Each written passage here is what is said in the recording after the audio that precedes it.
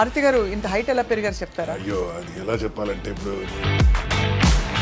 ఈ salt and pepper look cinema కోసమా ఎప్పుడు ఇలాగే ఉంటారా? అది ఏదో మిస్టేక్ వచ్చింది, దాని తర్వాత ఇప్పుడు కంటిన్యూటీ అయిపోయింది. తల తల మెరుస్తున్నారు. This Hess become so in now. మధ్యలో ఏదో ఒక కొంచెం గ్యాప్ వచ్చిందని షేవ్ చేసి చూసా, నాకే నచ్చలేదు. పుష్పలో we enjoyed your character lot. అయితే మీరు కొంచెం అర్బన్ సెంట్రిక్ గా కనిపిస్తారు, అడవుల్లో కూడా ఇమిడిపోయారు. కష్టపడి అలా కూడా చూపించాలి కదా. How do you like acting అండి? ఇష్టం? ఐ లవ్ యాక్టింగ్ చిన్నప్పటి నుంచి.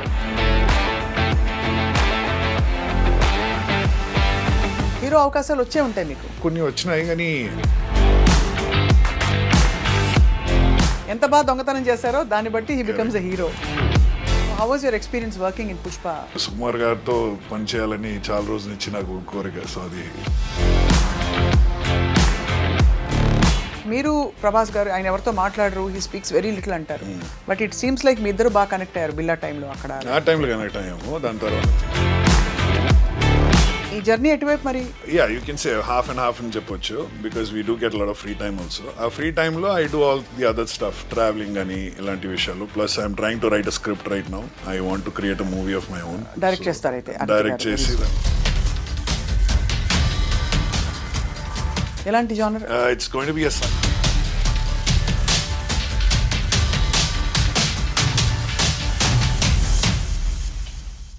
Hello and welcome to this candid conversation.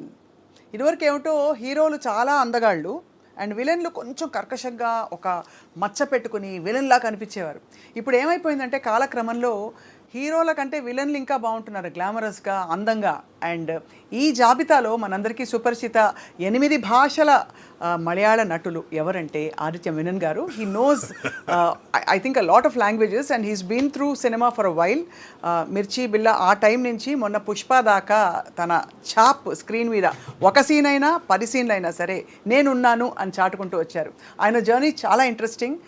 What brought him to Telugu and ఏం జరుగుతుంది తెలుసుకుందాం. ఆదిత్య గారు, thank you for joining us. నమస్కారం. వణక్కం. వణక్కం. మలయాళంలో వణక్కంకి ఏమంటారండి? వణక్కం మలయాళం. నా మలయాళం వచ్చి కొంచెం చెత్తగా ఉంటుంది. ఏంటది? నమస్కారం. నమస్కారం. నమస్కారం అయితే నమస్కారం అయితే. So very happy to see you. And మొన్న పుష్పలో we enjoyed your character lot. అయితే మీరు కొంచెం అర్బన్ సెంట్రిక్ గా కనిపిస్తారు, అడవుల్లో కూడా ఇమిడిపోయారు. కష్టపడి అలా కూడా చూపించాలి కదా, అది కూడా వస్తాయని చూపించాలి మనం. I'm happy. I like to do village characters. అది చాలా తక్కువ వస్తుంది కానీ. కరెక్ట్. సో ఫ్యాబ్యులస్ కెరియర్ మీది. ఎక్కడ చూసినా మీరు అలా తల తల మెరుస్తున్నారు. Thank you so much. Aarti గారు ఇంత హైట్ ఎలా పెరిగారు చెప్తారా? అయ్యో అది ఎలా చెప్పాలంటే ఇప్పుడు నిజం నాకు తెలియదు యాక్చువల్లీ. మా ఫ్యామిలీలో అందరూ మంచి హైట్గా ఉంటారు కానీ ఒక జోక్గా అందరికి చెప్పేది ఒకటే, అంటే ఏదో ఒక సైంటిఫిక్ ఎక్స్పెరిమెంట్ తప్పగా పోయినట్టు, బ్యాంబూతో ఏదో క్రాస్ చేసినట్టు పెరిగిపోయింది. ఇప్పుడు బాగా పెరిగిపోయారు. మీకు బాగా కలిసి వచ్చింది హైట్, అంటే the kind of presence you carry on the screen. Thank you so much. How do you like acting అండి? ఇష్టం? I love acting. చిన్నప్పటి నుంచి యాక్టింగ్ అంటే నాకు చాలా ఇష్టం. కానీ I grew up in Dubai. So అక్కడ ఇలాంటి ఒక అవకాశం దొరకడం చాలా కష్టం. సో కాలేజ్ కోసం ఇక్కడ ఇండియాకి వచ్చినప్పటి నుంచి నేను చూస్తూ ఉన్నా ఎక్కడైనా ఇలాంటి ఒక ఆపర్చునిటీ దొరుకుతుందా లేదని. సో థియేటర్ నుంచి స్టార్ట్ చేశా. థియేటర్ తర్వాత స్మాల్ స్క్రీన్ చేశాను, తర్వాత బిగ్ స్క్రీన్ వచ్చాను. హీరో అవకాశాలు వచ్చే ఉంటాయి మీకు? హీరో అవకాశాలు కొన్ని వచ్చినాయి కానీ అది అంటే బాధ్యత ఎక్కువ ఉంటుంది. సో కాబట్టి నాకైతే I like to do character roles అండి. హీరో అంటే ఒకే కలర్లో ఉండాలనే ఒక టైం అప్పుడు. ఇప్పుడైతే అది మారింది. హీరోస్ కూడా కొంచెం నెగటివ్ షేడ్స్ చేస్తున్నారు కానీ ఆ టైంలో అయితే వేరే. సో కాబట్టి ఓకే చేస్తే మనం ఒక క్యారెక్టర్ రోల్స్ చేయాలని నేను అలా తీసుకున్నాను. ఇప్పుడు యాక్చువల్లీ ఎవరు మంచోళ్ళో ఎవరు చెడ్డోళ్ళో తెలియట్లేదు. హీరోలే స్మగ్లర్లు, కరెక్ట్, చందనం స్మగ్లర్లు. ఎంత బాగా దొంగతనం చేశారో దాన్ని బట్టి he becomes a hero. So how was your experience working in Pushpa? Pushpa experience was wonderful అండి. యాక్చువల్గా చెప్పాలంటే అది ఆల్రెడీ ఒక పెద్ద లెజెండరీ సినిమా అయిపోయింది కదా. సో పుష్ప 2 మాకు ఎంక్వైరీ వచ్చినప్పుడు నా క్యారెక్టర్ గురించి కూడా ఏం అడగలేదు. సుకుమార్ గారు పిలిచారు కాబట్టి వెళ్ళిపోయాను నేను. నా క్యారెక్టర్ ఏంటని కూడా అడగలేదు. But I was very happy. అంటే ఒకటేమో మన మైత్రి మూవీస్తో ఇది సెకండ్ సినిమా నేను చేస్తున్నది. ఆల్రెడీ అమర్ అక్బర్ అంటనీ అని ఒక సినిమా చేశాను వాళ్ళతో. సో వాళ్ళైతే మంచి ప్రొడ్యూసర్స్. ఏం ఖర్చు పెట్టాలంటే they will not even think twice, అది తెలుసు మనకి. సో ఆ క్వాలిటీ చాలా బాగా వస్తుందనేది తెలుసు. అండ్ అఫ్ కోర్స్ సుకుమార్ గారితో పనిచేయాలని చాలా రోజుల నుంచి నాకు కోరిక. సో అది పూర్తి అయింది ఇప్పుడు. సో చాలా ఇంట్రెస్టింగ్ కాంబినేషన్. అండ్ అడవుల్లో యాక్చువల్గా అడవుల్లో షూట్ చేసినప్పుడు ఎంజాయ్ చేశారా మొత్తం అంతా అక్కడ? ఎక్కడ? Sorry, I don't understand. When you shot for Pushpa 2, అది ఆ సెట్టింగ్ అంతా కూడా సెట్టింగ్ అంతా కంప్లీట్ అంతా బ్రహ్మాండంగా ఉంటుంది. అంటే అదే చెప్తున్నాను కదా, ఇప్పుడు యూజువల్గా బడ్జెట్ కన్స్ట్రెంట్స్ వల్ల కొన్ని విషయాలు వాళ్ళు కాంప్రమైజ్ చేస్తుంటారు. ఇక్కడైతే ఆ బడ్జెట్ కన్స్ట్రెంట్స్ ఏం లేవు. సో ప్రతి విషయంలో ఒక ఓవర్ ద టాప్లోనే చేసాము. సో అది ఒక ఎక్స్పీరియన్స్, దాంట్లో చేయడమే ఒక పెద్ద ఎక్స్పీరియన్స్. మీరు ఇప్పుడు పాన్ ఇండియా యాక్టర్ అయిపోయారు. అంటే ఇదివరకు కూడా మీరు కొన్ని అలాంటి సినిమాల్లో వేసినప్పటికీ పుష్ప 2తో ఐ థింక్ ఒక లీప్ ఆఫ్ ఒక స్టార్డమ్ లాంటిది వచ్చింది. Every actor has been identified. అందరినీ అంటే ఎక్స్పోజర్ అయితే అందరికి దొరికింది. బట్ ఆల్రెడీ నేనైతే I was already acting in about 5 different languages. అప్పటి నుంచి నేను చేస్తున్నా. ఇప్పుడు సౌత్ ఇండియాలో ఉన్న 4 లాంగ్వేజెస్ కాకుండా హిందీలో కూడా ఒక వెబ్ సిరీస్ చేశాను. సో కాబట్టి I'm exposed, fully busy and exposed. And exposed అంటే అలా కాదు ఆఫ్ కోర్స్, బట్ సో మీకు వచ్చే క్యారెక్టర్స్ ఆదిత్య గారు, మీరు స్టడీ చేసి ఇది నాకు బాగుండదు అని మీరు డిసైడ్ చేస్తారా, or any acting is fun? Most of the time అలా చేస్తుంటానండి. అంటే స్టార్టింగ్ స్టేజ్లో అయితే నాకు దొరికిన క్యారెక్టర్స్ మొత్తం చేశాను. బట్ వెళ్తుంటే నాకు అర్థమైంది కొన్ని క్యారెక్టర్స్ చేస్తే మనకి అది బాగుండదని తెలిసిన తర్వాత ఆ స్టోరీ వింటున్నప్పుడు also beggars can be choosers అంటారు. ఆ స్టార్టింగ్ స్టేజ్లో మనం చూస్ చేయలేము, వచ్చిన క్యారెక్టర్స్ చేయాల్సి వస్తుంది. బట్ ఏదో ఒక లక్తో మంచి క్యారెక్టర్స్ వచ్చినాయి. ఇప్పుడైతే ఒక క్యారెక్టర్ తీసుకొస్తే అది ఏంటనేది తెలుసుకుని దాని తర్వాత నేను యాక్సెప్ట్ చేస్తున్నాను. బట్ ఇప్పుడు చెప్పినట్టు పుష్పలో ఏం క్యారెక్టర్ ఏం అడగలేదు, వాళ్ళు పిలిచారని వెళ్ళిపోయారు. సో కొన్నిసార్లు ఆ డిఫరెన్స్ కూడా వస్తాయి. ఇంకొంచెం సేపు స్క్రీన్ మీద ఉంటే బాగుండని అయితే అనిపించింది. Yes, it's okay, but I'm part of a big film కదా. Big film and it's actually very it's an important character also. So కాబట్టి I'm happy, I'm not saying that I'm unhappy anything. But yes, ఒక యాక్టర్గా ప్రతి ఒక్కరికి ఒక ఇది ఉంటుంది కదా ఇంకా చేయాలని. అదైతే నా లోపల కూడా ఉంది. So I feel I want to do more. So that is it. మీరు ఫహద్ ఫాసిల్ గారు అయ్యూ అంటే ఫ్రమ్ ద సేమ్ ఇండస్ట్రీ కాబట్టి. సేమ్ ఇండస్ట్రీ కాదండి, కేరళ ఇండస్ట్రీతో నాకు సంబంధం లేదు. ఏ సంబంధం లేదు, జస్ట్ మీ పేరు మీనని పెట్టుకోవడం తప్ప. నేను స్టార్ట్ చేసింది తమిళ్లో, తర్వాత ఎక్కువ చేసేది ఇప్పుడు తెలుగులోనే చేస్తున్నా. మలయాళంతో నాకు అసలు ఏం లేదు, ఏ విధమైన కనెక్షన్ లేదు. That's very surprising actually, because అంత డెన్స్ ఒక ఇంటెన్స్ సినిమా మేకింగ్ మలయాళంలో అంటూ ఉంటాం. అది ఇప్పుడు చేంజ్ అయింది అని చెప్పొచ్చు. బికాస్ మీరు చూస్తే మన కోవిడ్ తర్వాత ఎక్స్ట్రా ఏంటది ఒక ఫోకస్ వచ్చింది ఇప్పుడు మలయాళం మీద. సో కోవిడ్ టైంలో చాలామంది ఆ సినిమాలు వాళ్ళ లాంగ్వేజ్లో ఉన్న సినిమాలను చూసిన తర్వాత నెక్స్ట్ ఏదైనా చూడాలని వాళ్ళు చూస్తుంటే ఓటీటీలో డబ్బింగ్ చేసిన సినిమాలు చూస్తున్నప్పుడు వాళ్ళు మలయాళం చూశారు. ఇప్పుడు అర్థమైంది వాళ్ళు, ఓకే వాళ్ళు చేసే క్యారెక్టర్స్ కానీ వాళ్ళు చేసే కాంటెంట్ చాలా డిఫరెంట్ ఉంటుందని.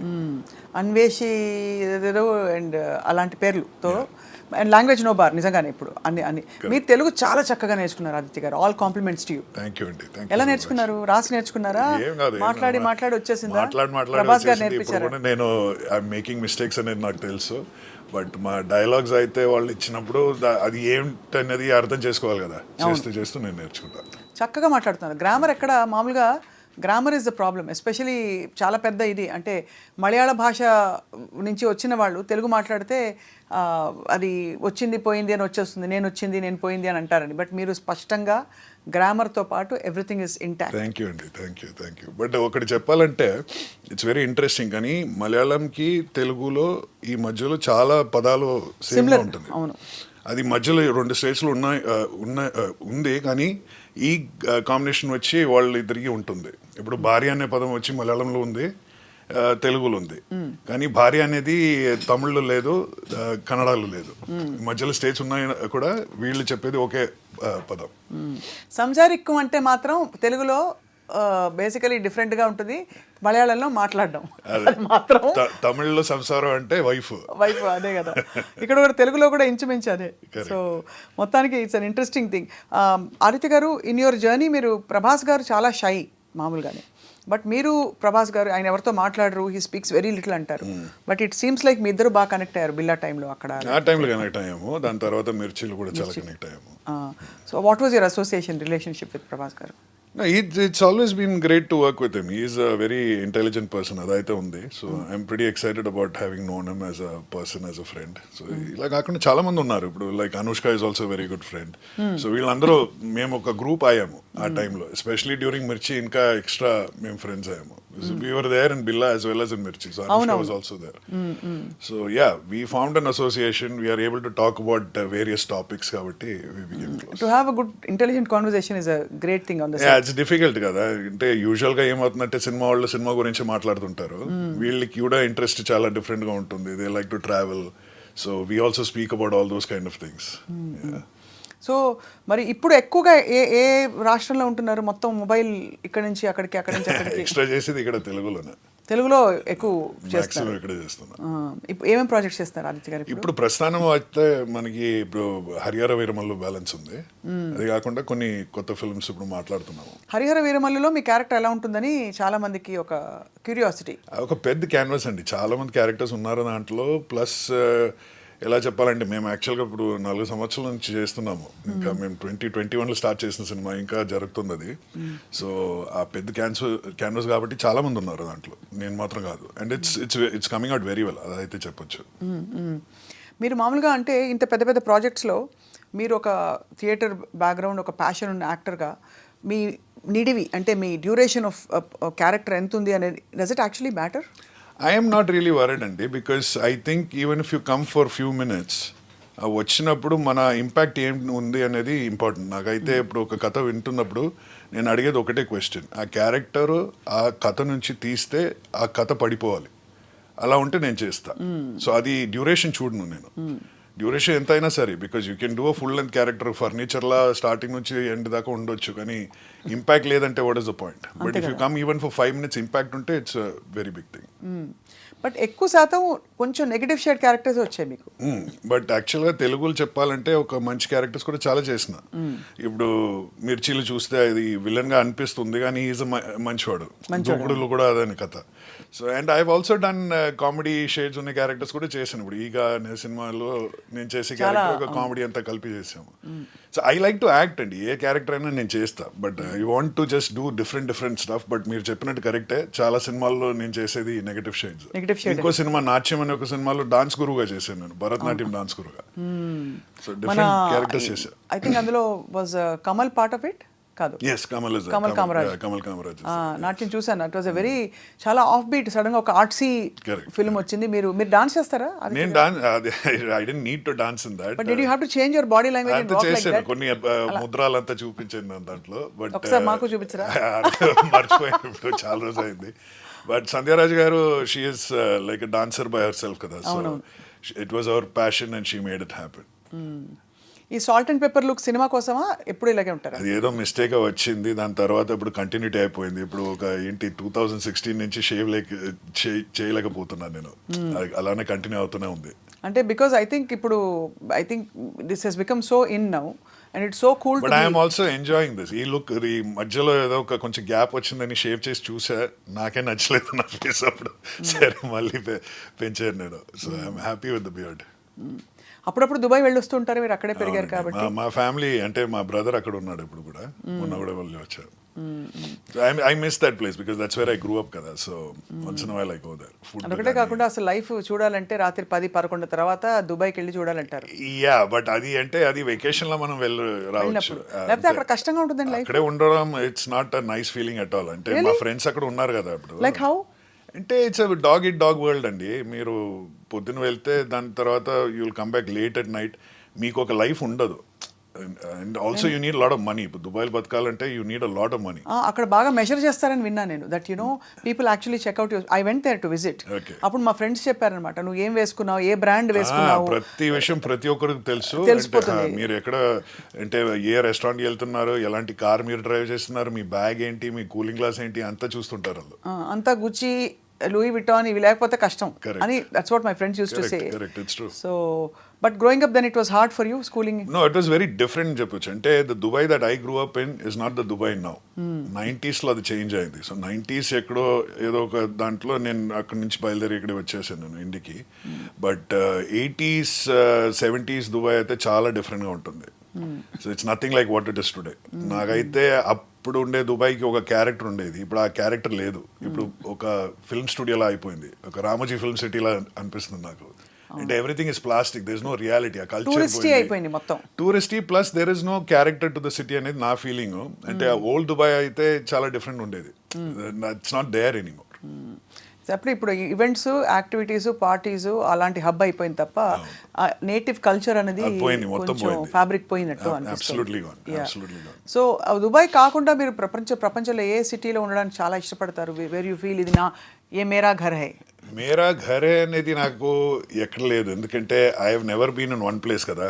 మాక్సిమం 5-10 years ఏదో ఒక సిటీలో ఉంటా, తర్వాత అక్కడి నుంచి బయలుదేరి వేరేదో సిటీకి వెళ్ళాను. సో కాబట్టి I'm not attach to any city. నా సిటీ అని చెప్పడానికి నాకు ఏం లేదు. లైక్ ఐ బాండ్ మలయాళీ, కానీ నేనైతే అక్కడ కేరళలో స్టే చేయలేను. I'm staying half in Chennai, half in Hyderabad, and I keep roaming everywhere. So కాబట్టి నా ప్లేస్ అని చెప్పడానికి ఎక్కడ లేదు. And I'm very comfortable. ఎక్కడికి వెళ్ళినా సరే I'm very very comfortable. A food అయినా సరే I can eat. I don't have a problem at all. I mix with the local culture very instantly. దానివల్ల మీరు ఇన్ని భాషల్లో అలా రాణిస్తున్నారు అంటే నోటిసబుల్ గా రాణిస్తున్నారు. రిక్వైర్డ్ కదా, భాష తెలిస్తే వాళ్ళ మనం ఉండొచ్చు అక్కడ.